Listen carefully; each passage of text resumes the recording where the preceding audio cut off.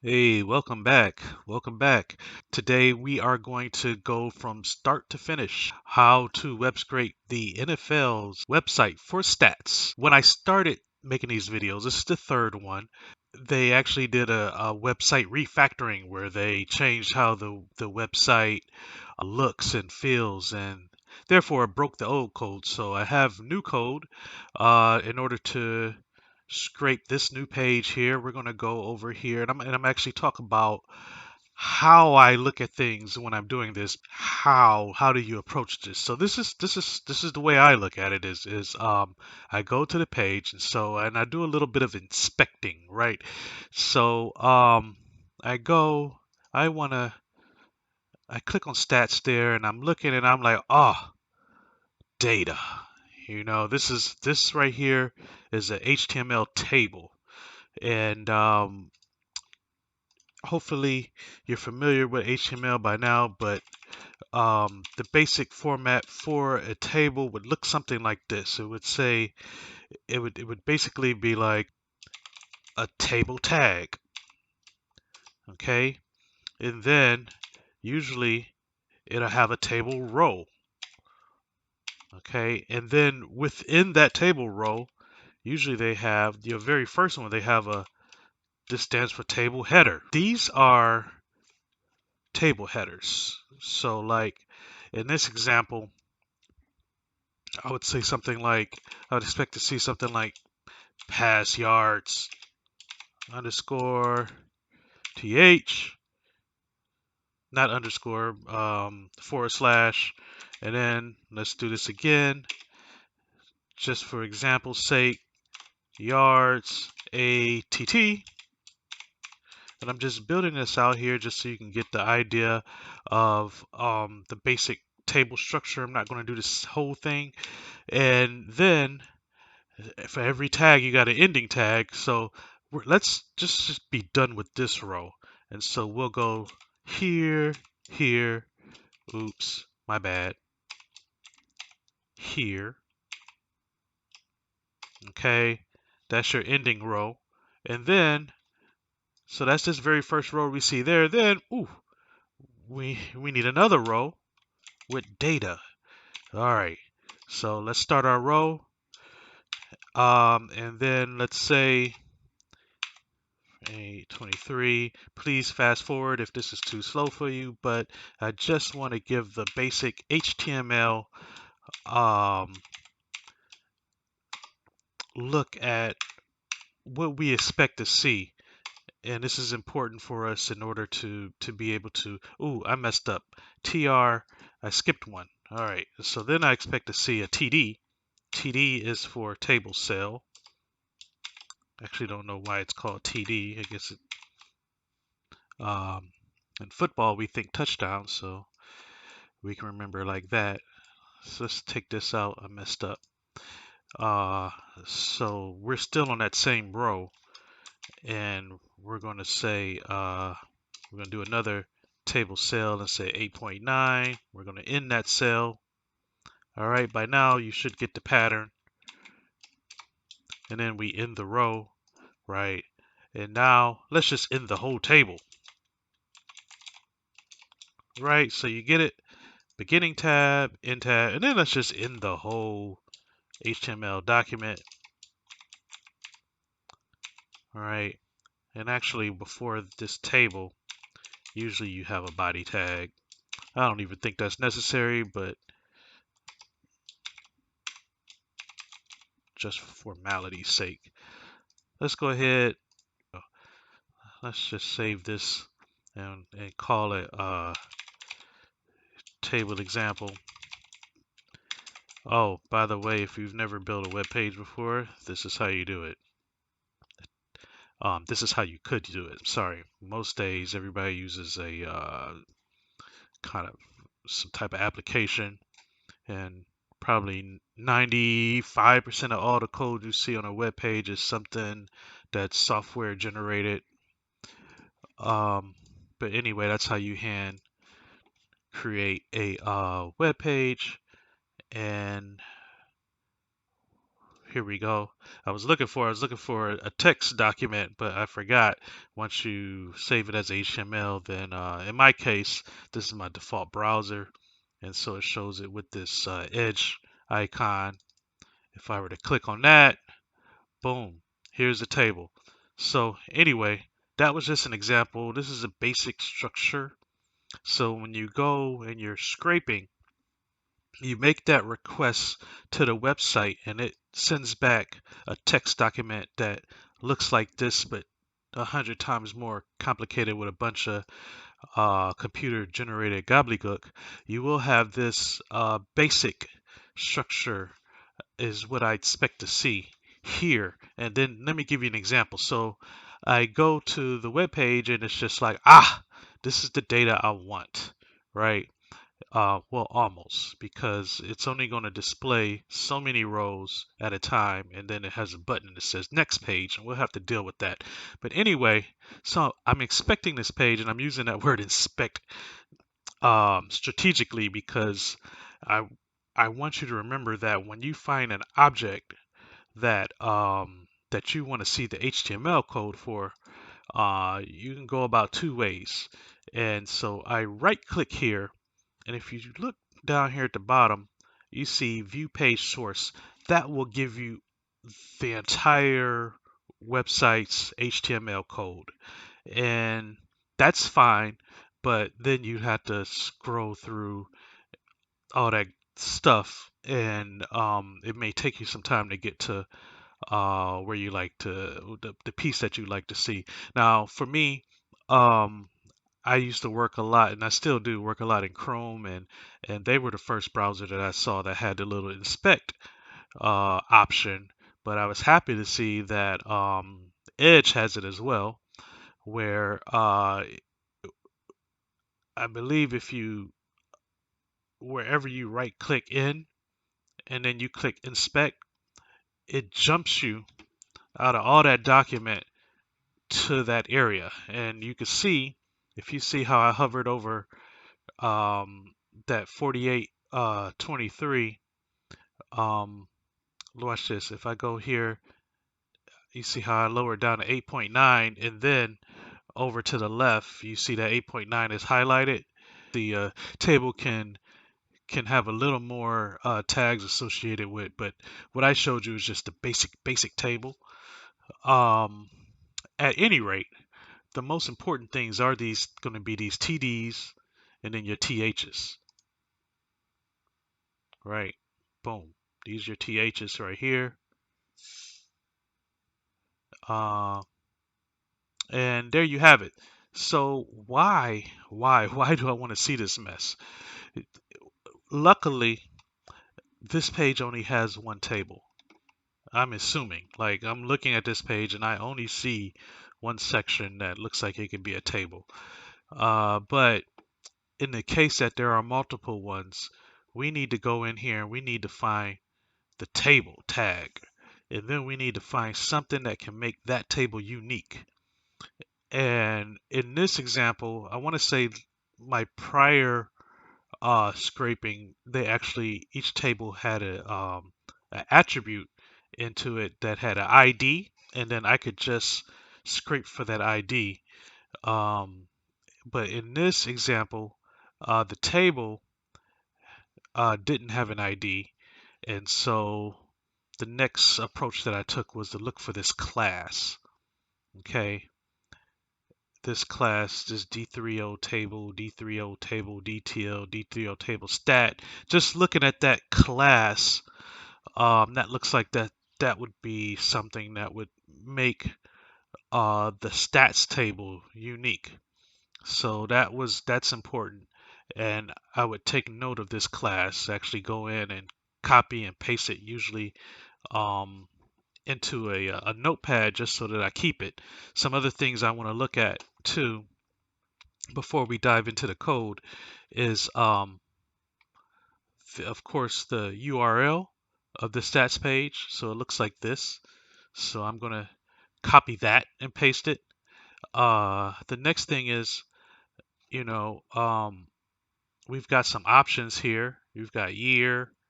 We know I think in the previous video I actually scraped all the years out. This time I skipped that piece.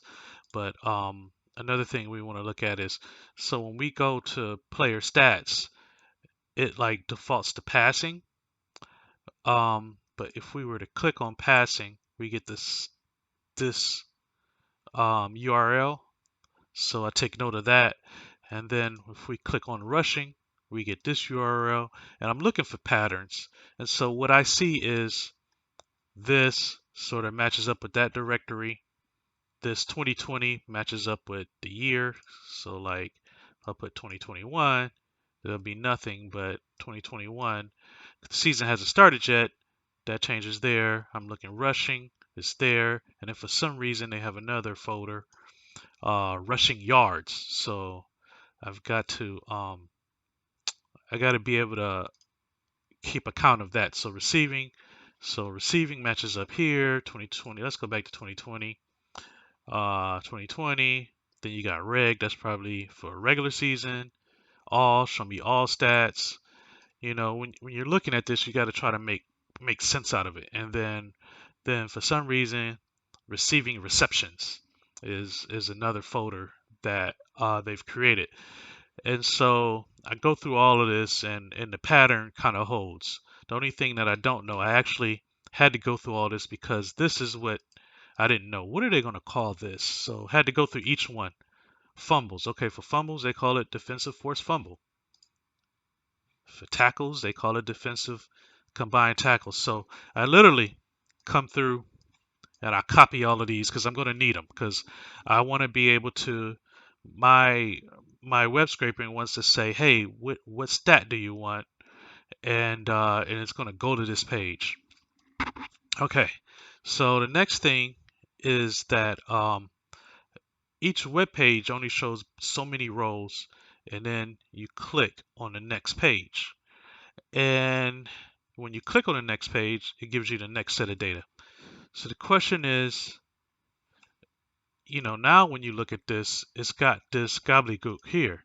So what this is, usually when you see the question mark, these are what I call, there's different things you can call them, but they're basically parameters. So you're passing a, you're asking a server, okay, this DESC parameter, I want it to be this, and I have no idea what that is. That makes sense to a machine, but not to me. But so the route that I go is, hey, but every button, this is this is what it got translated to, but every button has a specific URL. So I just went ahead and copied that link, right? I pasted here. Um, right, because I'm not going to be able to. So when I'm thinking about coding this, I'm not going to be able to guess what this is going to be. So my code is going to have to go through and pick up this URL with this long string of code, so it will know what page to go to next, if that makes any sense. So the code basically is going to have to go through, pull what's on this page, then go grab the URL from next page, URL, sorry, and then go make a web request on that page and get that data. All right. So uh, hopefully that makes sense. And without further ado, all right, so this is the code, and I'll step through each of these blocks. If you're not familiar with Jupyter, each one of these blocks are called cells. Um, let's go ahead and restart this. And so let's look through each cell. So the first thing is what we use to scrape, or what we can use, which makes scraping so much easier, is a library called Beautiful Soup. So we're gonna grab that. This is how you get that from BS4 import Beautiful Soup. When you look at a web page, I say it just looks like a bunch of ugly gobbledygook, and we're gonna take that ugly gobbledygook and turn it into a beautiful soup. Then, of course, we need to import requests. That's how we make requests. We import time. And we're going to import, I'm going to go ahead and import pandas. I love pandas. That's our, I love putting data in data frame. It just makes working with data just super easy. So let's go ahead and import these things. I want to say I have the Anaconda installation of Python. All these things were already um, part of that installation, so I didn't have to do any a special downloading of those libraries. They're just come with the standard installation, so that's beautiful. So I run that cell right there. So now I have all these libraries available to me for use. Um, so here is where I create a couple of variables. One of them is going to be a list representing all the stats that we can choose to scrape, and then this is stat URLs. So this is the associated URLs, and all of these is what I took note from when I went through each button to find out, well, what does that URL look like? And I actually broke these up into little pieces because I wanted to make the URL a little dynamic. Let's just go ahead and run this. So we've got those two lists built, and now I've got my inputs here. So I've got a variable here, choice, and it's basically, hey, choose a stat, and then it says choose a year. Okay, so remember, um, we can choose any year to scrape in any stat. So let's run that. And here's my input box. Now, I didn't put any error trapping in here, so you're obviously going to have to spell this stuff right or everything will break. Um, and then I want to say, let's look at 1986.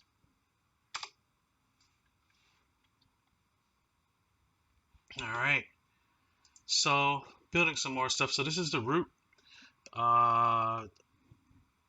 Like I said, I'm going to build a string that's going to be a little dynamic, so it builds the URL on the fly depending on what we selected.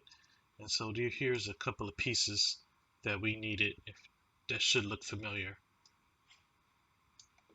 Okay, so the URL that we want ultimately is going to be the root plus URL piece 1 plus the choice, which is the stat, if you remember that.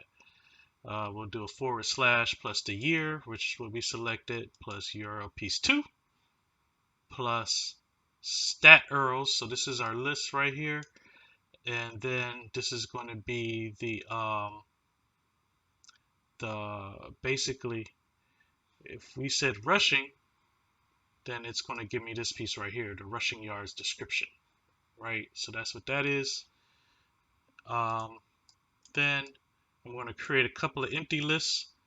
And this is to hold our data that we scrape. So a list is going to be headers, and this empty list is going to be data. And we'll run this, and basically I wanted to show the URL that we will attempt to connect to. So all those little pieces come together to form this. This is where we're going. We're going to make that request to that URL, and we're going to pass that content of the response that we get back. So that's just basically taking that web page HTML and putting it in this variable called web page. And then we're going to create what's called a beautiful soup object with the beautiful soup library that we use. If we pass in the HTML and then we pass in this parameter HTML parser, it creates this soup object that we're just going to call soup, and then it will allow us to scrape through all that data, which is beautiful. So let's run that. Okay, so now we're into, so this is where, this is what makes Python interesting, is that, so basic Python, it is what it is. But where it gets interesting is all the people that's created these libraries, they create these objects and don't have any shame in your game. You just simply Like, what you got to do, you got to find the documentation. Okay, this will help you learn how to use that object. So, um, what I want to do is I want to find a table tag, and so within this documentation, it will show you that if you use the um, the find method here, so we take our soup object and we do this find method, and these are the parameters we have to tell it. What are we looking for? Well, we're going to look for the table tag, and then we can say furthermore, not just any table tag, but a table tag that has this class. Now, this may have been unnecessary if there was only one table in the HTML page, but I didn't take the time to see if there was. But I just went ahead and said, hey, this is the only table I want to see. It hasn't had this class. Remember, I took note of that when I was doing my inspecting. Okay, so now we're going to say rows. So we've created this table. This table is just going to be all the HTML in between those table tags. And now I want to pull back every TR tag into this variable called rows. So that's what this does. So rows will have every single table row. Okay, that's the HTML. Okay, now, oh, let me go ahead and run that. All right, and then I'm just going to create another row, another cell here. It's our cell below, just so you can kind of get an idea. Like if I just type rows and hit run, it should show me something. Ah, here we go. This is what it looks like. These are all the rows. Still kind of looks a little like gobbledygook, but I just wanted to give you that visual there. Um, let's go ahead. I'm gonna delete that. Okay. Now, what I want to do is I want to go through each piece of row. So the rows is like a collection of TR. So I want to go through each TR tag. So for row and row. Okay. Then I want to go through each tag that's in row. So that tag could be a TD or a TH. Okay. So now this is how you find out what kind of tag it is. Is you do the tag.name. So if tag.name is equal to th, then I'm going to append to headers, which remember was my empty list here. I'm going to add in there the tag. Now get this function right here. Get text. That's going to give me all the text in between the tag. And then furthermore, I want to strip it, meaning take out any blank spaces and stuff. Okay? So let's run this. So it's going to go through, and the idea of this first step is just to grab the headers. All right. And boom, there we go. This is a list full of the headers. All right. Hope y'all still following here. So next thing is I want to get the link of that button that says next page. And so we're going to say the link, here we go, is going to be soup find. Okay. And what we want to find is the only A tag that has this as a class. NFLO table pagination next. Right.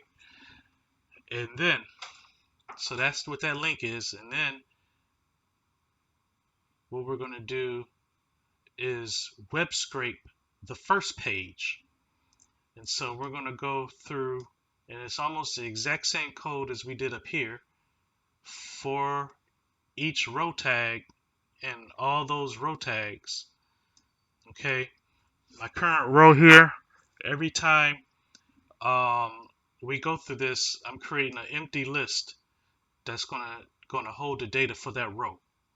Okay, and now for each tag in each row, then if the tag is a TD, then I'm going to append to the current row, I'm going to append the text, and we're going to strip that text. Okay, all right, so it goes and does that. And then if current row, so that means you can take a list and you can basically say if, and so if it has data, it will come back true. If it doesn't have data, it will return a false. And so if that current row right here is not empty, if it has data, we're going to go ahead and we're going to append that to data. Okay, so remember, data, if you don't remember, was that empty list that we created up here. Okay, so we're going to append that row to data. All right, so let's run that, and this will get me all of the data on the first page that we go to. Let's run that. Boom. All right, and so if you don't believe it, let's go ahead and enter in a let's enter another cell. Insert cell below. Here we go. And let's just look at data. I'm just going to type data and run, and this is what it looks like. Ooh, look at these names. Eric Dickerson.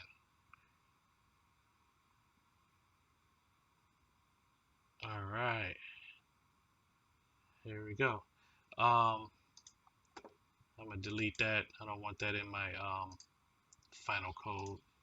Okay, now we're gonna go and we're gonna do a while loop. So what we're gonna say is, remember, we got this link. Now there's what happens is and I didn't go over this. Let's switch back here. Let's pick something where there might not be a lot of results. Let's go to punting. Now when you click on next page, I wasn't kidding. There isn't a lot. There's a situation when you get to the end, there's no next page button. So when that happens, this link, when it's trying to get next page, it will become a null object, and its value is none. So what we're going to do is we're going to create a loop that says while that link is not none. So basically is while we have a link URL, we're going to do this. Okay, and so then the next URL is going to be the links URL, basically, which we get to by saying a link and then href. Okay, and I've got this root here because for whatever reason the href does not have the HTTPS NFL.com, so I had to add that in here. And then we go through that same step that we did before. This is almost the same exact code that we did right here. Sorry, scroll up too far. Pretty much the same code. Only thing I did different is that I wanted to talk about this, well, first thing is I wanted to get a visual of what pages we were scraping. I go here, we get the next link, and then here I added this 1 second pause because I think there's some malicious actors out there that will just try to bring down your website. So one technique that they use is they just send a million web requests in hopes that it could jam up somebody's server for whatever reason. I just don't understand why you would do that, but it happens. And so then, um, as a result, there's some defenses that web web hosts do that they look for people sending too many requests at the same time. I don't know what that number is, but we're pretty much safe if we send a request every second. We're not going to get flagged and or prevented from accessing that site. So that's the whole purpose of this time.sleep one. And then we've got here, this is the same code that we did above, where we're going to go through, look for that table, right? Uh, we make the empty, I'm going to change this. This is actually less efficient. So there's two ways to create an empty list. You can use that function list, or you could just use this. Let's change that. Okay. All right. For each tag, look for the TD this time. Current row append. All right, let's go. Let's run it. Let's see. So we're scraping that page. Now we're scraping that page. So we're going to do each page in a second. And of course, it could do each page faster than that, but we just don't want to get flagged and booted out from NFL.com.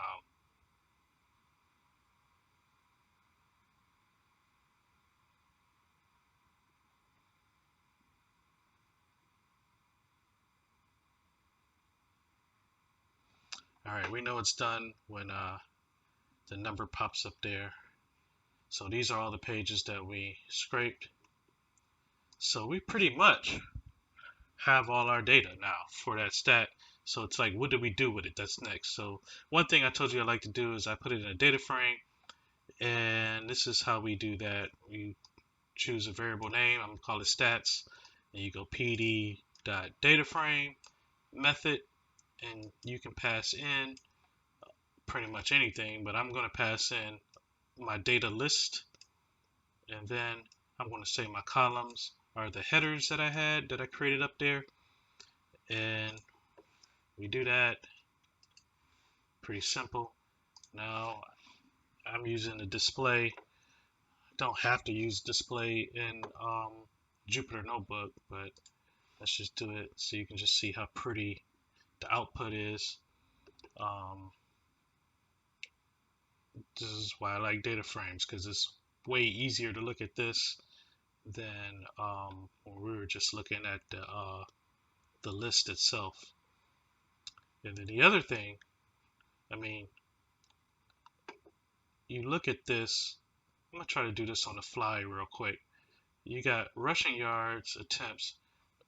Looks like the website took away the stats, yards per attempt. Let's go ahead and add that. Let's see if I can get this right here. Let's do a cell below, right? And so with data frame, you can just simply say, so my data frame is called stats. You could just simply pass in a column name, yards per attempt. Let's just call it that.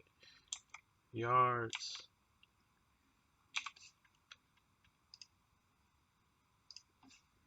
ATT. We'll call it that. Right. And then, so I create my column here.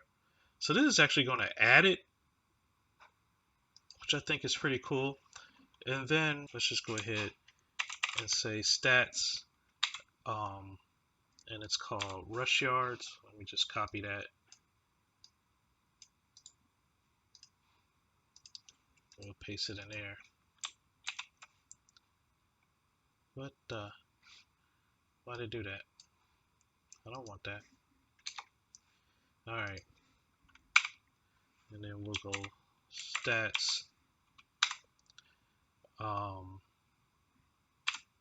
attempt, ATT. That should work. Okay. And then it didn't.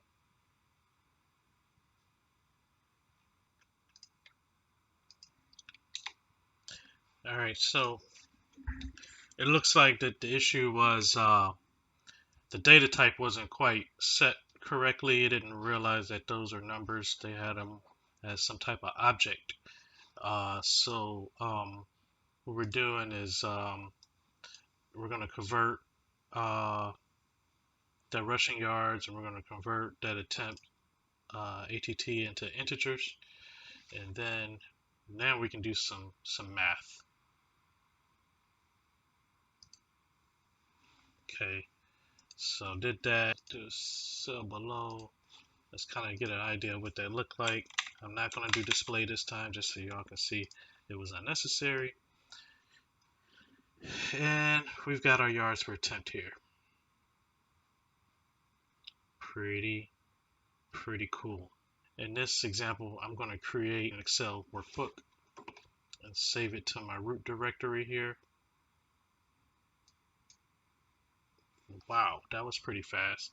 Here it is. That's how you scrape the NFL website to get stats. Have fun with it. I'll have the code out on, I'll throw it up on GitHub. Enjoy.